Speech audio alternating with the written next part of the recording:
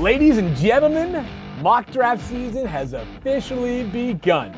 Mel Kiper Jr. is seated and waiting to feast on my very first mock draft of the season.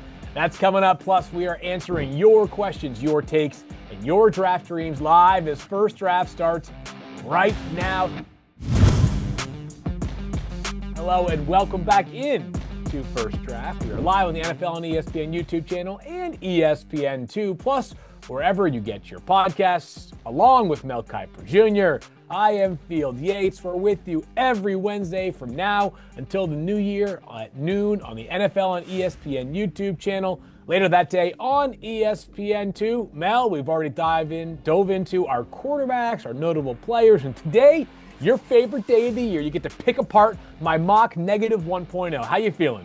I feel good. I'm looking at that green machine up there, the Jets, Jets, Jets. We'll see what you have doing with Justin Fields. Maybe he's going to be in the same system for more than 1 year. And I got the end zone at Kenan Stadium down at a great stadium, the scenic Chapel Hill, Kenan Stadium down at Chapel Hill in North Carolina, where Bill Belichick is the head coach, Mike Lombardi, the GM down there for North Carolina. We'll see how that goes. But I'm the end zone today. You're the Jets. We'll see how it goes. And I think the theme today, Field, is quarterback. Yeah. So go right ahead. It's your mock 1.0. Let it rip.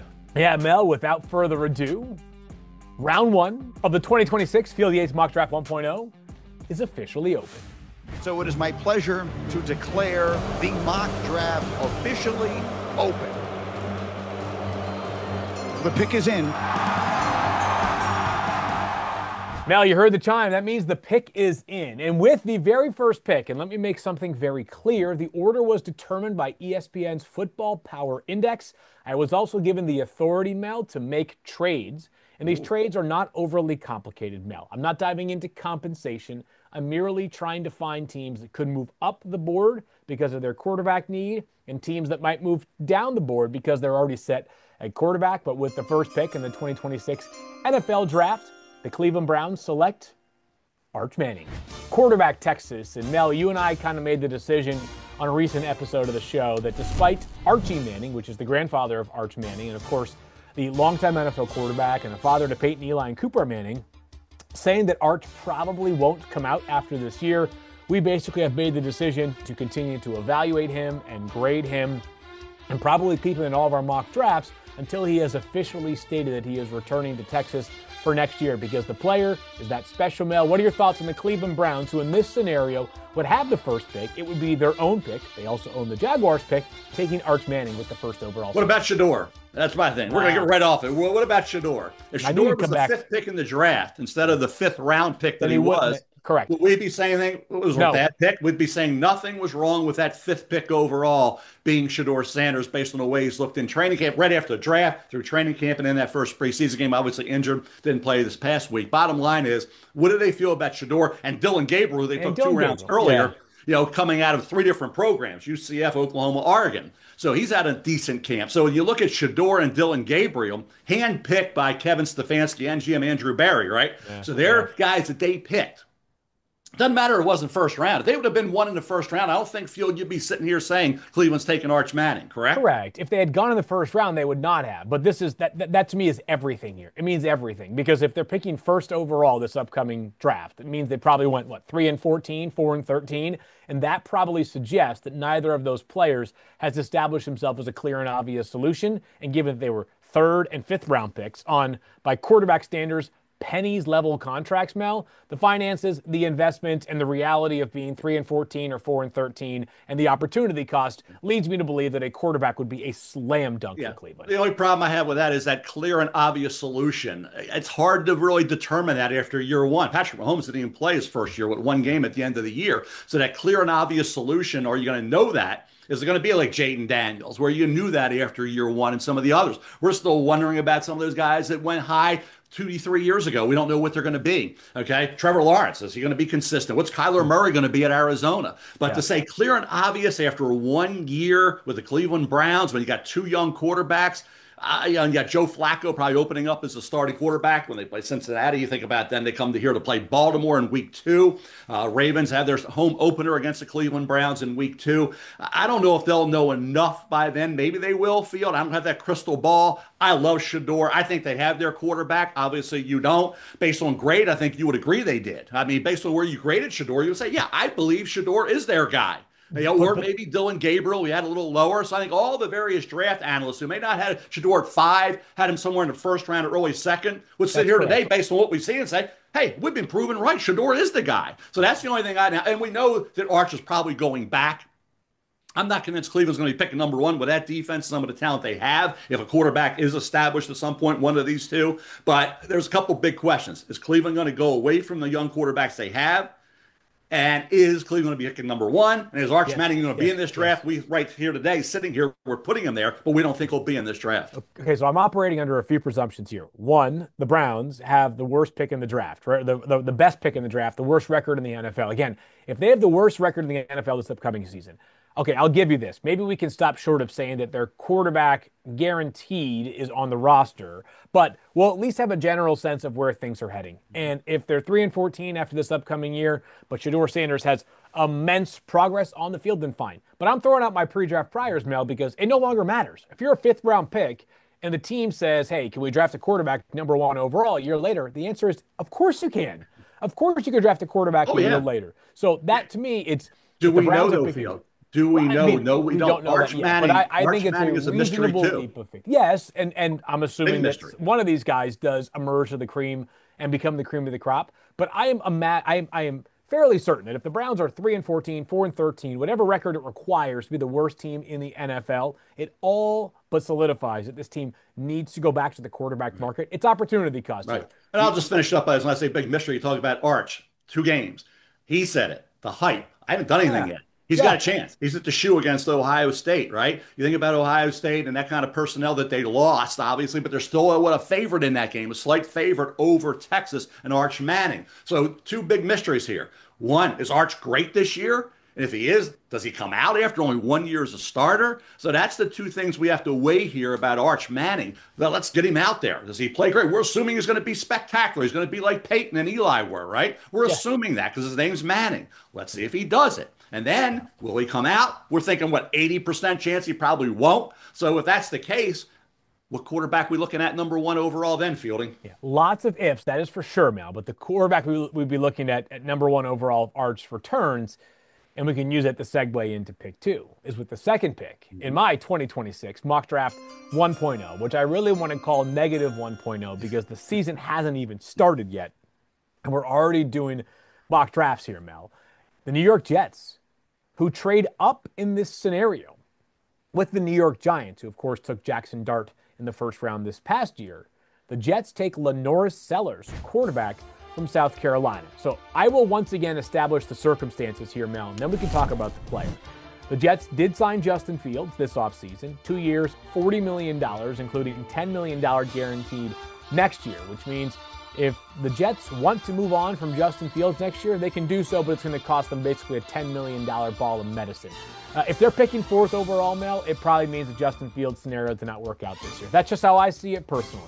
And if they're back in the quarterback market, I think LaNorris Sellers might have as much upside as any quarterback, including Arch Manning, by the way, when I say that, because Sellers, during the second half of last season, really turned things on as a passer. You and I have talked about him previously on the show already. This guy has immense physical gifts. He has this Josh Allen-esque build. He is a freight train playing quarterback for the University of South Carolina. He was an outstanding runner this past season with massive, massive rushing upside, not just on design runs, but also breaking from pressure when under duress in the pocket. The arm is still coming around here, Mel, but the second half progress leads you to believe that Sellers is going to go really high if he declares. Yeah, the Jets, and be careful about preseason because they are AOGs. They're playing against a lot of these quarterbacks, right? And they're getting limited opportunities. Some are doing great. Look at Jackson Dart lighting it up, right, against AOGs. Justin Fields is getting an opportunity here and there. He had some good drives, some bad drives. So bottom line is Justin Fields' first year in offense once again. He didn't have the opportunity, the benefit of being in the same offense for 2 years in a row. Pittsburgh didn't retain him, right? He's never had that opportunity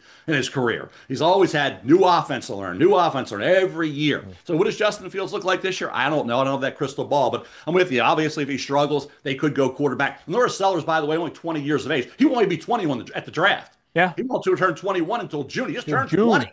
Yep. Just turned 20. On June 23rd, he turns 21. So at the draft this coming year, he'll be 20 years of age. Okay. Some quarterbacks are 23, turning 24, right? He's 20 years of age at the draft going into, like I say, this year, want to stay healthy, had some injuries early on last year. Will that passing, the consistency there, be there with Nick Harbor being his go-to guy? We talked about Harbor a lot, emerging. I don't know if you have him in the first round. I haven't seen Harbor. Nope. Is his name in there? No. So he's got a good jump back in. But LaNorris Sellers at 2, it makes sense. But there's other quarterbacks in the mix, Field, so I'm sure you got a few more coming off the board in the not too distant future here. Look at this man. He can prognosticate with the best of them. As with the 3rd pick in the 2026 Field Yates mock draft, somewhere between -1 and +1.0. The New Orleans Saints, again in a projected trade, this one with the Tennessee Titans, who after taking Cam Ward first overall last year, Mel, they are not going to take a quarterback even if they pick again in the top 3 this upcoming year. The Saints move from 5 to 3. They grab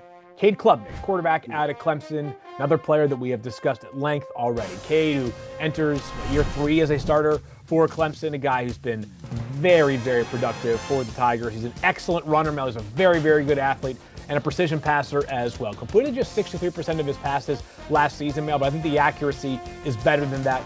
Very, very good processor overall. Great kid, has just average size relative to the rest of these quarterbacks here, Mel. This is not this gargantuan quarterback a la LaNorris Sellers or some of the other quarterbacks that we'll talk about throughout this process here. But Cade, very good processor, very good leader.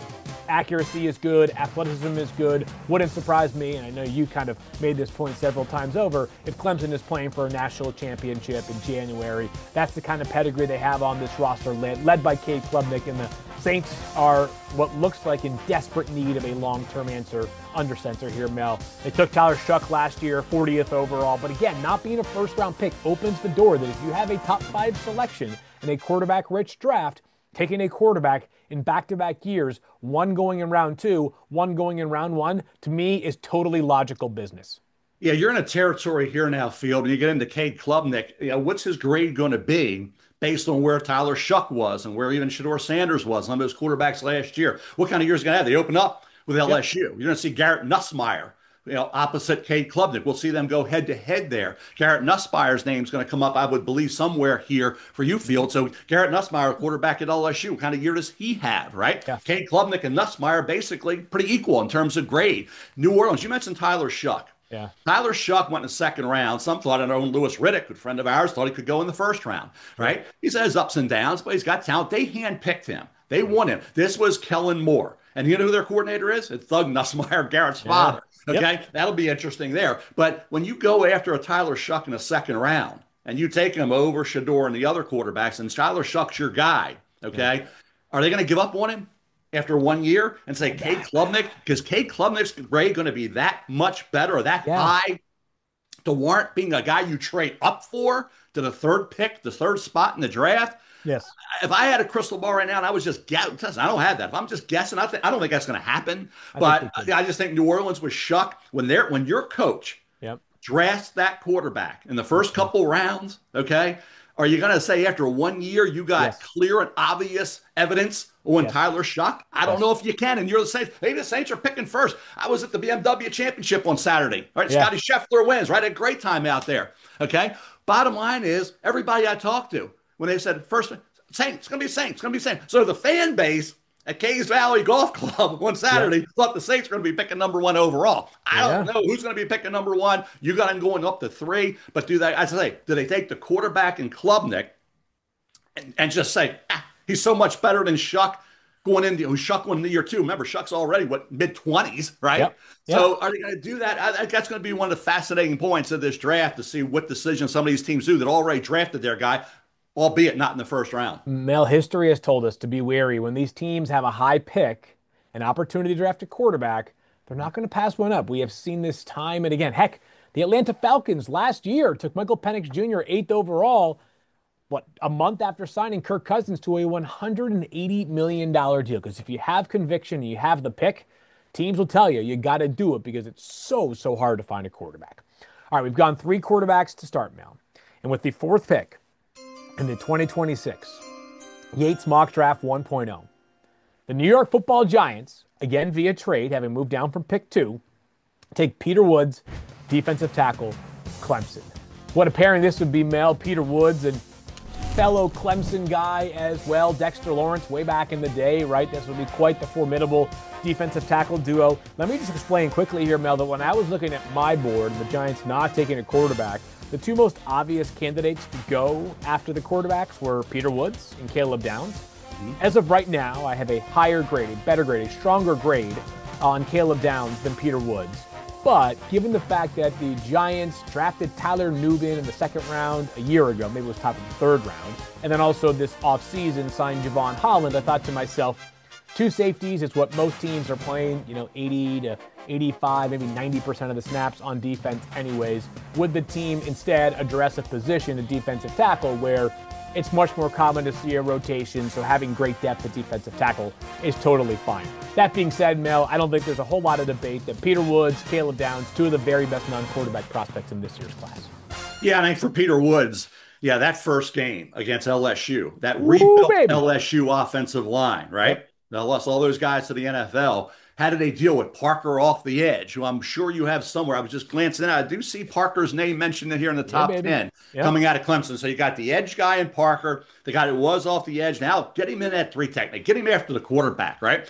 Peter Woods, to me, when you think about that LSU game, will define a lot about where he's going to be. Because if he can go out and dominate and get off to that great start and maintain that, you're right. He goes in the top 5, Peter Woods does. So it'd be interesting to see, how Nussmeier, if Nussmeier deals really well with that front group, that front 4 of Clemson, right? Yep. How does he do after that game? Does that propel him through the year to have a heck of a season? He's got speed now around him. Wide receiver, got the great young tight end, right? Mason Taylor left. He's got a great young tight end there as well in Green. Speed all over the place. Some of the transfers and some of the guys were there even in the backfield. How that line holds up for LSU is going to be the key to that game and the kind of season Garrett Nussmeier has, which will determine if he's in this mix where you got Cade Klubnik and Sellers and some of these other quarterbacks. Yeah, a lot of turnover along that LSU offensive line. All 5 of them drafted this past year? At least 4 out of the 5 drafted for that LSU offensive line just a few months ago from when you and I are having this conversation right now. Okay, so the Titans made a trade down, Mel, again from 3 to 5.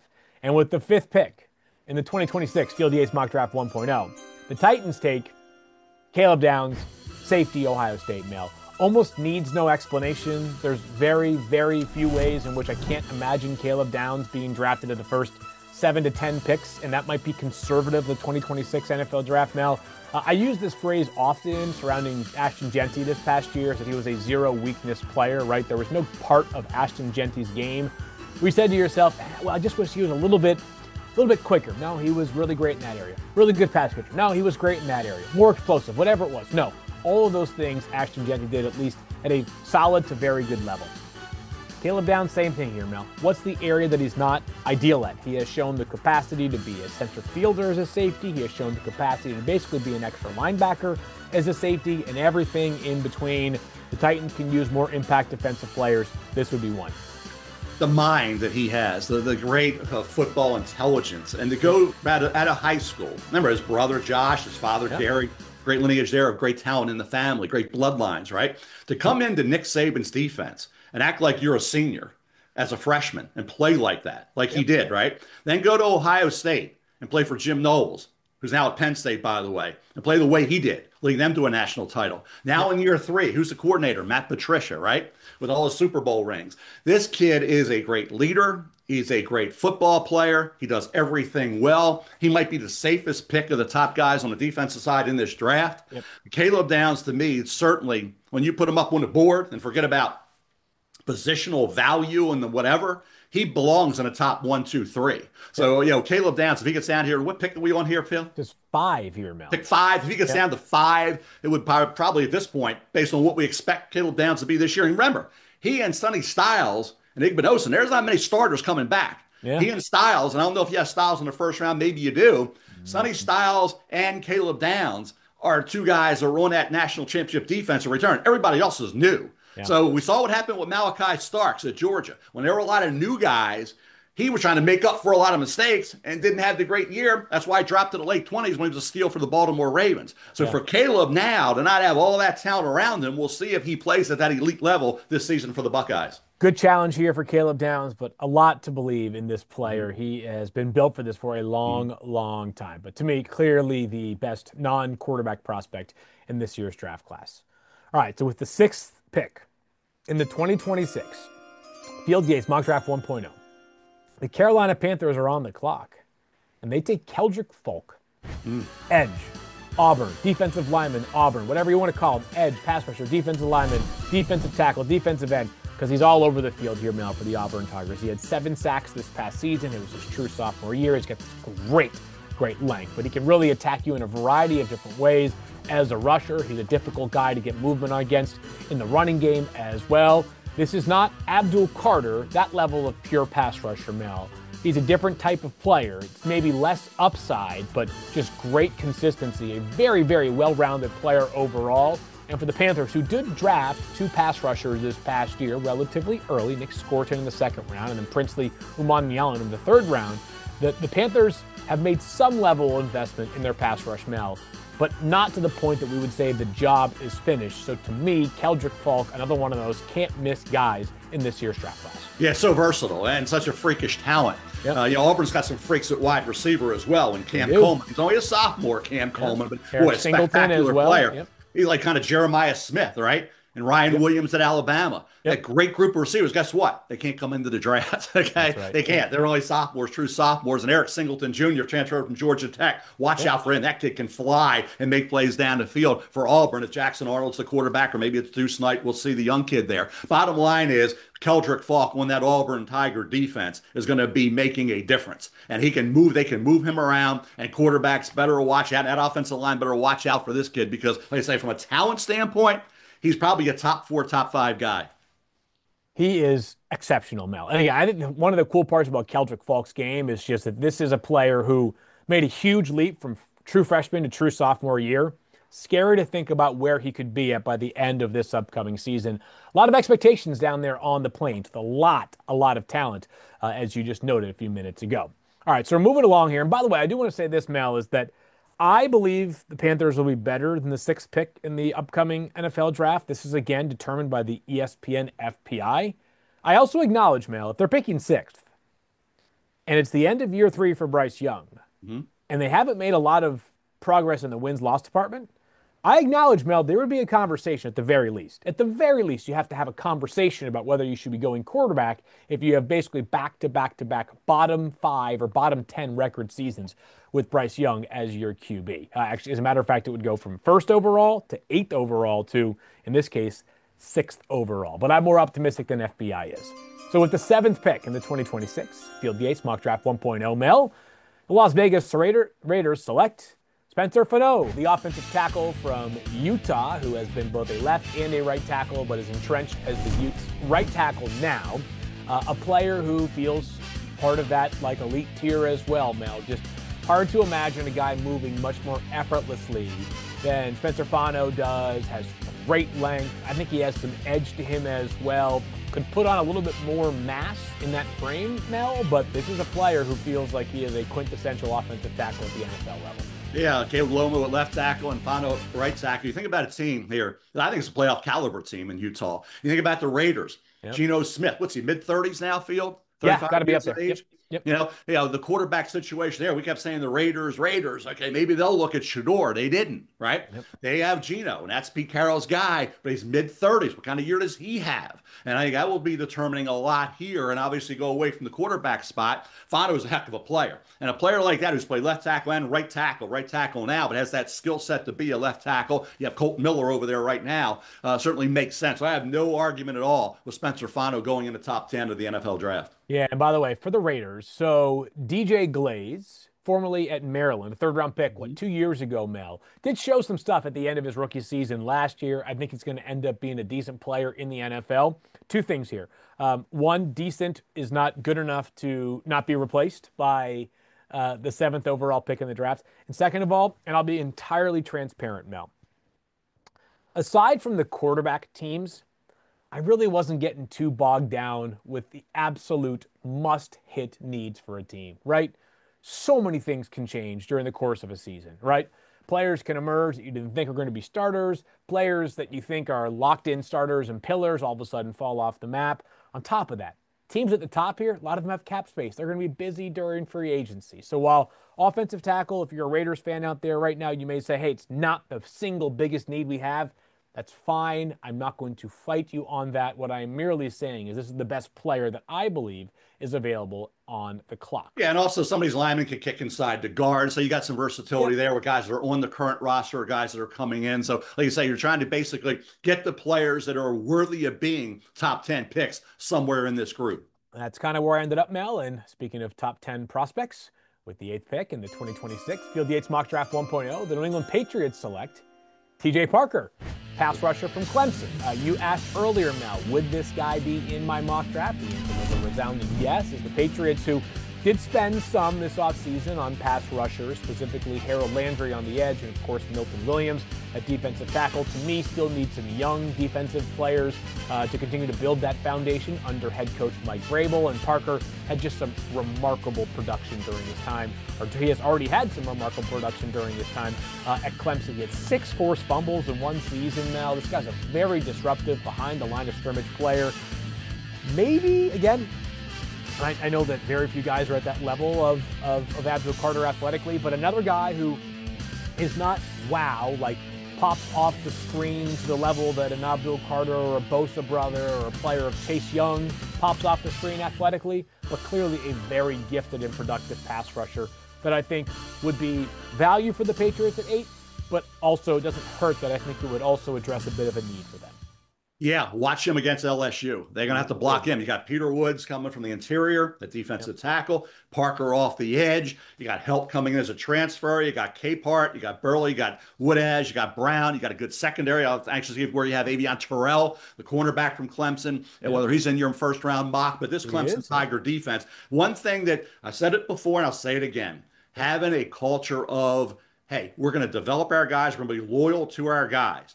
That, Dabo has done that. This is the year where it all has to come together. This is a national championship contending team. Clemson is, in my opinion. It's Penn State, Texas, and Clemson. They're your 3 best teams, in my opinion, in college football.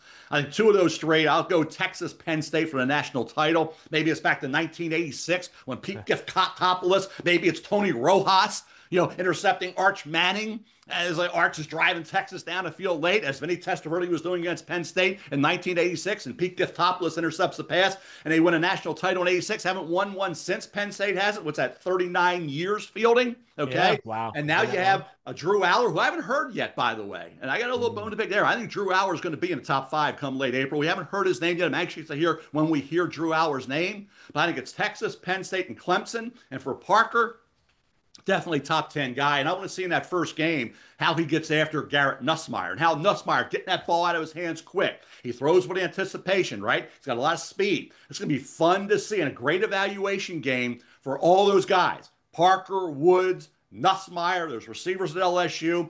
Heck of a matchup to start out the season August 30th, Clemson and LSU. Okay, there you have it. I can't wait for all of these early season games. I love that in college football, some of the best take on each other, and we don't even reach conference play by the time that is taking place. All right, with the 9th pick in the 2026 Field Yates Mock Draft 1.0 here, Mel, the Rams make their first of 2 first-round selections. This is the pick that they received from the Falcons, so FPI would argue that the Falcons' aggressive move last year to move up from 44 to 26 to draft James Pierce Jr. was ill-fated. The Rams benefit from that, Mel. And the Rams take Sam Leavitt, quarterback, Arizona State. Mel, you and I have both been fans of Leavitt after especially what he did last season. He's a Michigan State player to start. He ends up at Arizona State. They had this incredible year last year where they nearly take down Texas during the college football playoff. I think this is a good athlete. He's got good accuracy as well, Mel. But what I am most impressed by with Sam Leavitt is he's a gamer. He's got moxie. He's got some big-time plays in him. He is fearless as a quarterback on the field. I felt like last year when things got under pressure, under the microscope. Sam Leavitt got better and better and better throughout the season for Arizona State. He was great in key moments last year. Down the stretch, he did not have Jordan Tyson for the last few games. That's his potential first-round pick wide receiver, and yet this team continued to ball out offensively. Big fan of Sam Leavitt, and at the time that you and I are having this conversation, Mel, Matthew Stafford is still dealing with a bad back. As we know with Stafford, every year is a year-to-year decision for him. So the Rams would get ahead of the curve potentially if Matthew returns for 2026. But either way, to me, it's logical for them to be thinking about a quarterback. A team that drafts exceptionally well with Les Snead and Sean McVay to be able to handpick his quarterback. Interesting, we got a 20-year-old Sam Leavitt, who will be 21 by the time we get to the NFL draft, right? But 20 years of age right now, coming off a heck of a year. You mentioned moxie. I see Baker Mayfield and Sam Leavitt. I like that. He can move, he can run, and he is He's tough Bo as Nix nails. myself. He's not 6'3", 6'4", you say Bo Nix, those types of quarterbacks, that's what Sam Leavitt is. He's all football. He's a baller. But one name, really two names. I haven't heard Drew Aller yet from Penn State. I have not heard Garrett Nussmeier, quarterback LSU yet. So I'm anxious to see where were these two quarterbacks. Penn State, Drew Aller, who I think can win a national title. Cade Klubnik, you already have gone from Clemson. They play LSU that first week. LSU and Clemson that first week. Here's Garrett Nussmeier still sitting there. Some people think he's, after Arch Manning, the second best quarterback in this draft. Some think he's a fifth, sixth quarterback in this draft, but it's too early. He's certainly one of that top group. Nussmeier is, okay? Where is he going to fall and field Yates? Mach 0, Mach what, minus 1.0, whatever you want to call it. I think 1.0 is fine. It's fine. We'll call it 1.0. We'll live with it. Mel, I talked earlier about how with the non-quarterbacks, I wasn't getting too bent out of shape about figuring out where they go to which teams, right? Like, you just need good players. And if you're picking in the top 10, I don't care. I'm good with the team. I'm good with the Rams. Hold on.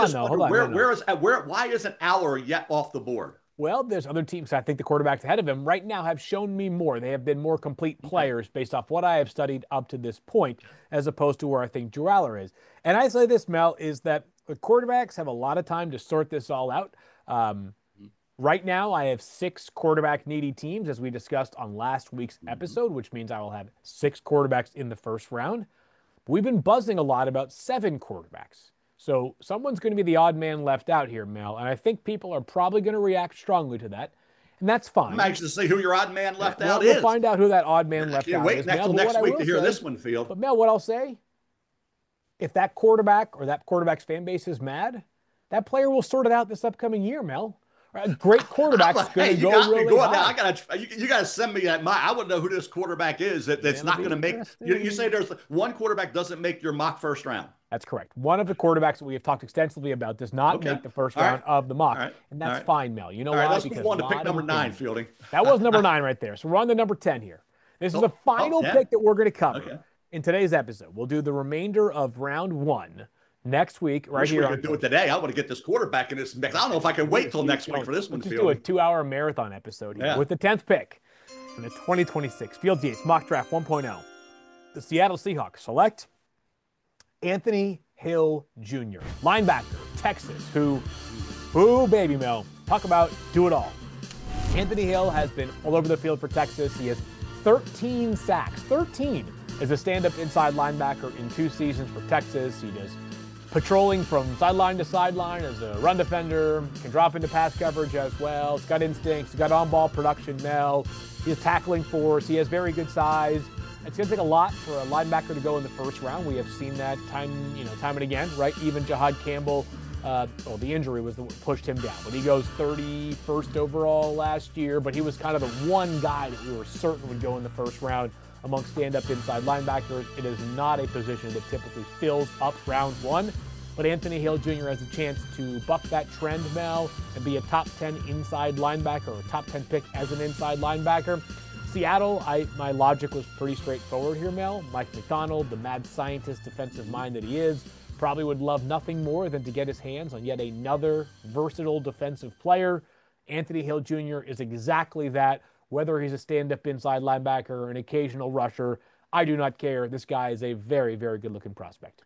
Great football player. I would make an argument he's one of the best 5 football players in this draft. You're getting him at 10 Field. Yep. And McDonald, you mentioned, was here in Baltimore, with Roquan Smith, go back to great Ray Lewis, that centerpiece of your defense, okay? That off-ball linebacker, that used to be your Mike man, right? Yep. Whether it was Ray Lewis, whether it was Roquan Smith, you get a guy like Anthony Hill, and I think you got to put him outside. And I want to see Texas at Ohio State in week 1. You talk about Ohio State. Is it Julian Saying? Is it Lincoln Keenholz? New quarterback stepping in, right, for Will Howard. Talent around him a little bit different than it was last year as well. But you got the great receiver, Jeremiah Smith. You got Ennis. You got Cornell Tate. Got the new tight end, Claire, coming in from Purdue. So there's a lot of talent there at Ohio State. But who's the quarterback going to be? And this kid, Hill, whoever the quarterback is, he can chase and he can get after you off the edge. He showed that last year.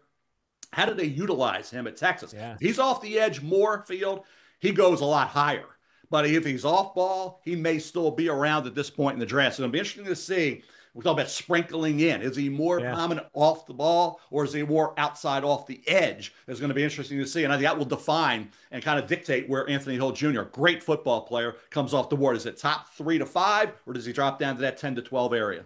Mel, just to fill in the blanks here, just before you and I started recording this show, Ohio State did name Julian Saying as their starting quarterback for week 1. So Saying, of course, the former Alabama quarterback who transferred. The last time Ohio State got a notable transfer from Alabama was Caleb Downs. That one's worked out pretty well. We'll see if Saying follows that same pattern there.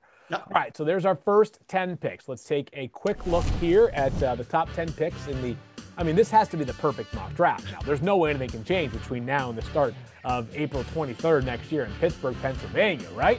A kid, of course, there's much that can and will change. But the top 10 picks in this order: the Browns take Arch Manning, the Jets take LaNorris Sellers, the Saints take Cade Klubnik, the Giants take Peter Woods, the Titans take Caleb Downs, the Panthers take Keldric Faulk, the edge rusher from Auburn, the Raiders take Spencer Fano, the offensive tackle from Utah, the Patriots grab TJ Parker, Clemson edge rusher, the Rams grab Sam Leavitt, quarterback from Arizona State, and the Seahawks finish things off with Anthony Hill Jr., the linebacker from Texas. One more reminder, there were 2 trade-up scenarios in this because FPI determined the order, and I felt it was important to get teams who needed a quarterback closer to the top.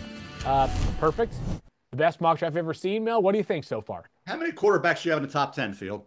I have, let's see, if my math is correct, 5, right? Oh, let's see, 1, 2, 3, 4 in the top 10.